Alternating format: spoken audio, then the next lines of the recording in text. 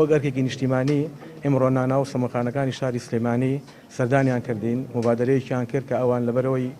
نرخی ئاردابەزینی بەخۆوە بینیوە کێشەکان زیاکەنەوەکو جاران بۆ نمونە ئێستا کە پێش ئەم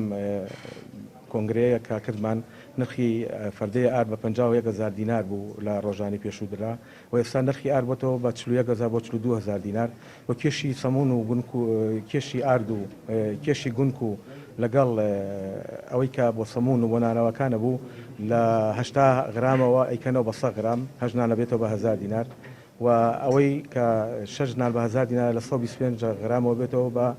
لە 100 غرام بە 125 غرام و ئێمە دەستخۆشی لەو بەرایانەمانەکەین کاستاوان بەم مبادرەیە خۆتان نەزان بە نیمانی ڕەمەزانی پیرۆزی شەوەیە کامانوتیان لەبەرەوەی هاوڵاتیان ئێستا بۆ نمونە زەرمەندی زۆر بوون لە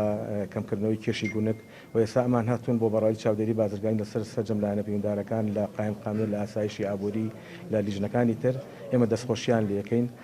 لەم ڕەوە یان لە بەیانیەوە نرخی ئارد نرخی نان و سەمون بە شوێکی بەرچاو بەرزبوونە دابەزین بەخۆوە بینێ